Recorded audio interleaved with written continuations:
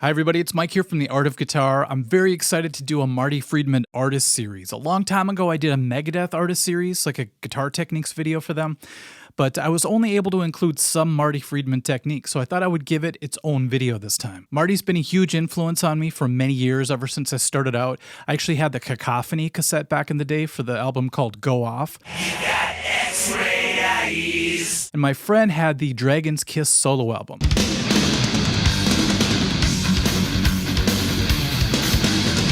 And this is even before Rust in Peace came out, but it's interesting how much he influenced me even before he was in Megadeth. So let's get to it. There's going to be a ton of economy picking and circular picking today. They kind of go hand in hand, and I'll show you in a little bit what that means. But let's start off with the idea of playing on two strings. We're going to be doing third intervals, but we're going to be picking it in a circular manner, which is very helpful. So this might sound familiar, but go on something like this.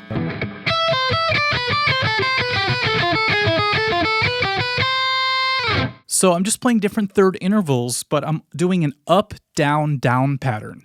Up, down, down, up, down, down. That's huge. If you try it strict alternate picking, it's way harder. Trust me, I've tried it. So if you can get the circular motion going, it just seems to flow a lot better.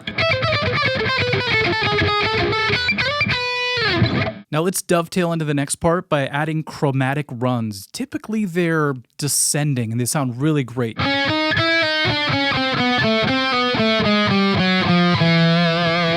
So the second and third strings are heaven when it comes to chromatic playing. Or something like this too. Chromatic playing, which means you're just changing by half a step each time, gives it a real descending, like you're falling sort of sound like this. All right, you have to be able to do sweep picking, sweep arpeggios to play like Marty Friedman. But one thing he does that's really cool, a lot of people do this, but he's really great at it. When he gets to the very top of them, he'll do a hammer-on pull-off to make it smooth, so when you go back down, it's a nice arc. So there I did a hammer-on pull-off. You could also just do a pull-off and get the same sort of sound. It's a little more edgy. And he uses that concept masterfully as he goes across the fretboard.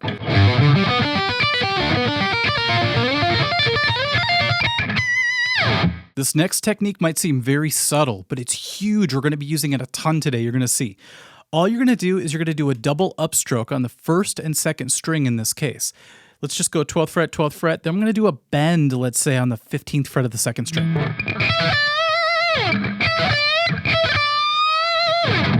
In Holy Wars, he uses it up here like this. And then in Tornado of Souls, he does this really wicked walk down where he keeps doing this same pattern. He goes up, down with this pick. But the left hand is crazy.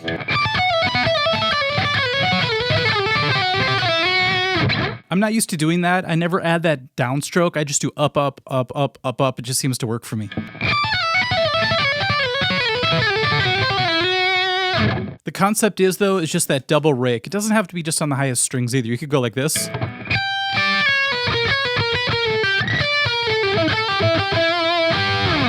See, I also used it on the next set of strings. This might seem like an easy concept, but it actually adds a lot to your playing. Let's say you do a full step bend and you want a little bit of a higher sound. You could bend it even more if you want to, but you could also just add a finger.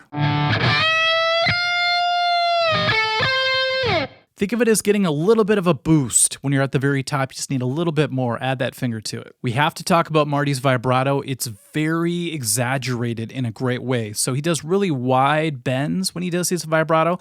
And a great way to get into that is just to play it on the third string and do what he usually does, which is pull down. Let gravity help you out a little bit. And if you do that and you really give it some vibrato, some real good shake to it, you can get sort of the Marty Friedman vibe. Almost Zakk Wylde-like.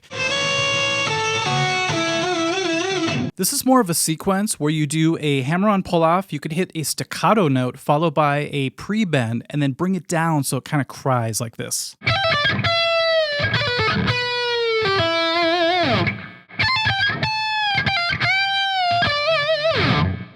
One thing that really caught my ear right off the bat the first time I heard Marty play was the way he does half-step bends into things, and he surprises you by sliding from behind like this.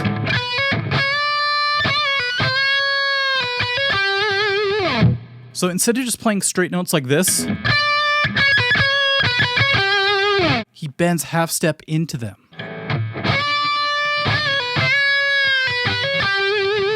Not only that, but he'll also drop back a whole step and then bend up a whole step to get the next note.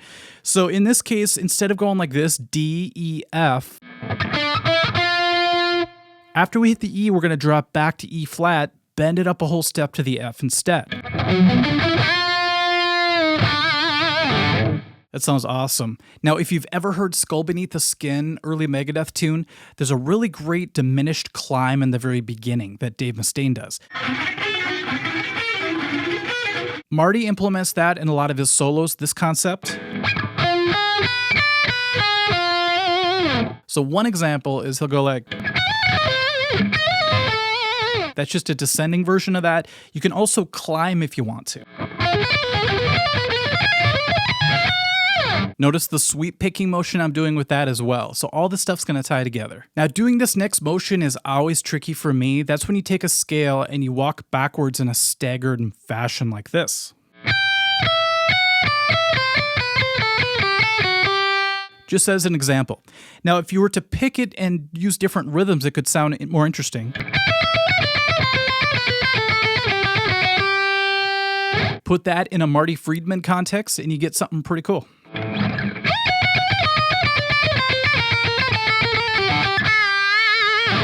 I love circular patterns. If you watch my other artist series videos, I always obsess over them. But if you take a few shapes on two strings and make circular patterns out of them, and then link them together, you get some great phrases. So if you go like this, do you notice even then I'm using economy picking? I'm just going push, push, push, push, down, down, down, down that whole time. All right, now let's just cut it short.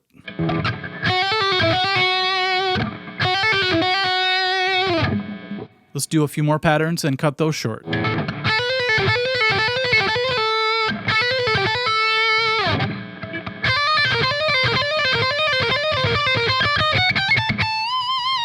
Put them together.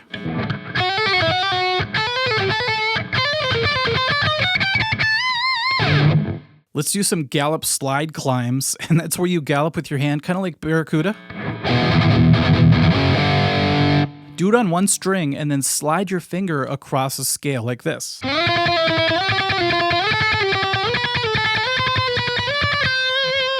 Now let's put it into a Friedman context.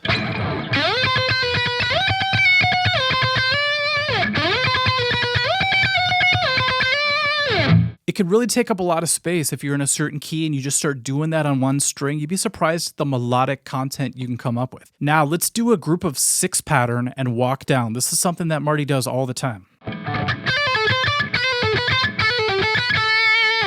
So it's a real quick example of that. That's just 3 movements right there. So we start off with this 6 pattern. Next one. Last one. Now you could keep going. Sometimes he does do that. But in this case, I'm going to just do those 3, add it to what I just did earlier with the slides, and see what happens.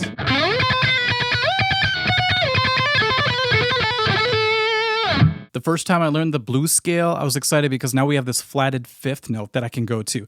I started adding that note to circular patterns, and it sounds great. Marty does this all the time. So instead of just straight pentatonic, we're going to add the flat 5.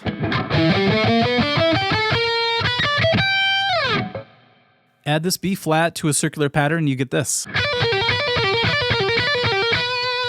If you want to go the extra mile, go ahead and add one of those double up rakes like we talked about earlier. So now we're putting techniques together, which is the whole point of this. So I love this pattern. It's a Lydian sound. So we have, let's say an F, we have a raised 4th, which gives it that Flying in a Blue Dream Satriani sound. If we do that pattern and we just move it up octaves as we go in a certain way, it sounds very Friedman-esque.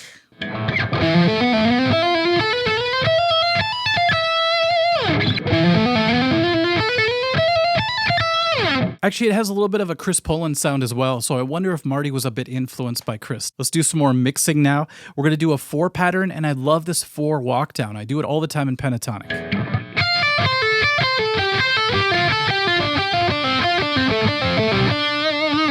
But But what I'm going to do instead of just doing the typical starting point, I'm actually going to do the double drag, the double rake again. Watch this. See how it would sound too slick without that double rake in the beginning? So that's where you can add a little bit of that edge. The beginning of the Tornado of Souls solo has a really great bend. I like to call it the gear shift bend because it sounds like a car shifting gears.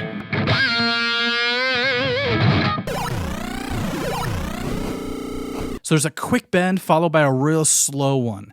That's the secret. So real slow would be... Practice that and then give it a whip in the beginning to give it that gear shift sound.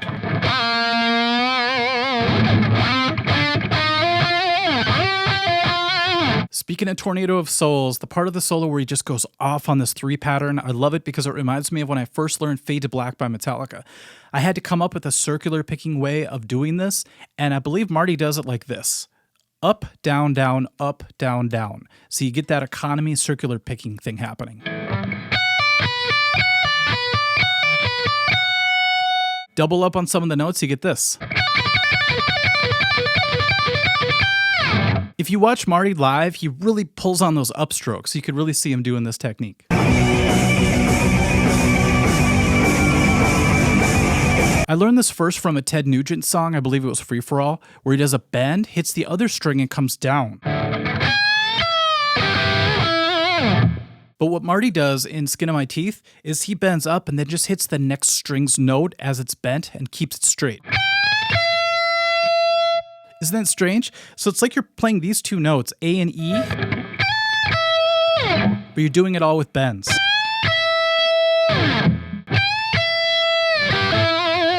Adds more emotion to it, you could say. Here's something I love to do. It's the octave slides. So all you need to do is play an octave, slide up, hit the other octave, and keep going. You can go forwards and backwards if you want.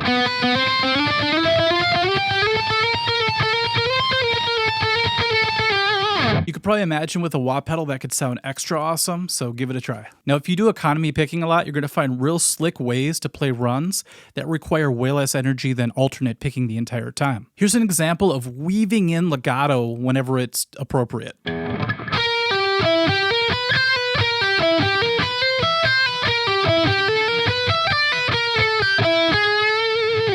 So it's probably hard to tell, but really watch my picking hand when I do it. You'll notice I'm only picking about half the notes, which is very nice.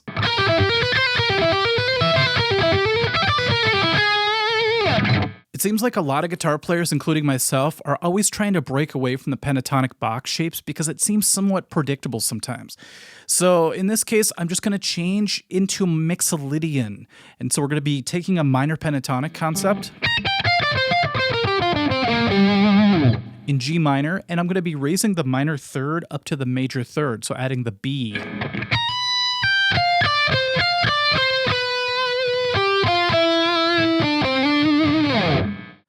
Marty does this in Foreclosure of a Dream, something like this. It changes the minor pentatonic into something that sounds a little bit more positive. You really have to put in the time and get really good at this 3-note legato run idea. So we're just going to take 3 frets and we're going to go 1, 2, 3, 1, 2, 3, 1, 2, 3.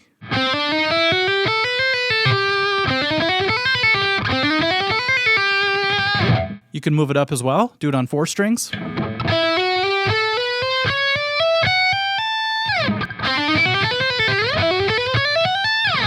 That's hidden in the solo for Foreclosure of a Dream. It's just a good example of you really have to get good with your legato, both hammer-ons and pull-offs. It's a really great idea to sit there with the metronome and put in the time. Okay, it's tradition. We always have to include unison bends. If you listen to the song Sweating Bullets, it's really obvious in the chorus.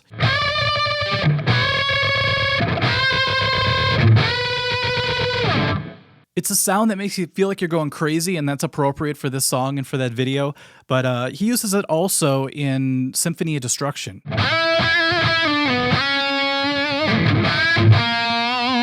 You can also do economy speed picking, believe it or not. Here's what I mean. Instead of alternate picking everything, which is a good idea to get good at, you could also use this push picking, where you're pushing through the strings, economy picking, to do speed picking, surprisingly.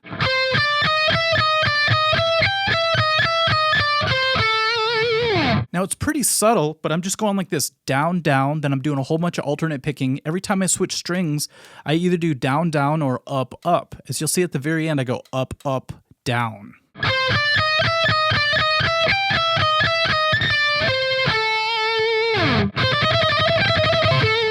So you can get pretty blazing fast speeds with very minimal effort, which seems to be the theme of the day. Here's a lick that I've grown up hearing a lot and tried to play. I've played it different ways, but I think I'm going to try to do it with the double up rake from now on because it gives it sort of an edge that it didn't have before. Here's what I'm talking about. I've done that all the way back to Ace Frehley Kiss solos. Let's try it with that rake and see how it sounds. Wow, that was a crazy squeal. So you see, you get that edge when you do that. It just seems a little bit more brutal sounding in a good way. Before I would alternate pick it. Just doesn't seem as heavy to do it that way, even though it sounds really good. Here's something I wasn't going to include because it seems very trivial, but as I was listening to all the different solos, I noticed he went to it quite a bit. That's where you drop down and you play the 3rd string 2nd fret and you bend it and you even add artificial harmonics to give it more of an edge.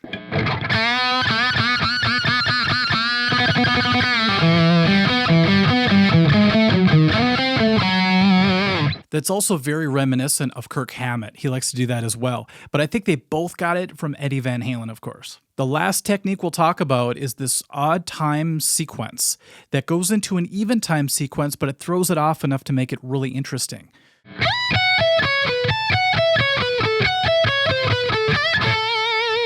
It throws it off in a really cool way because they're playing over a straight beat, but as he descends, you're expecting 6. 1, 2, 3, 4, 5, 6. 1, 2, 3, 4, 5, 6. But because he starts off with 5, it changes it. That's all he does in the first one. The rest of them are in 6. So just by taking one of them away in the beginning, it changes the whole story.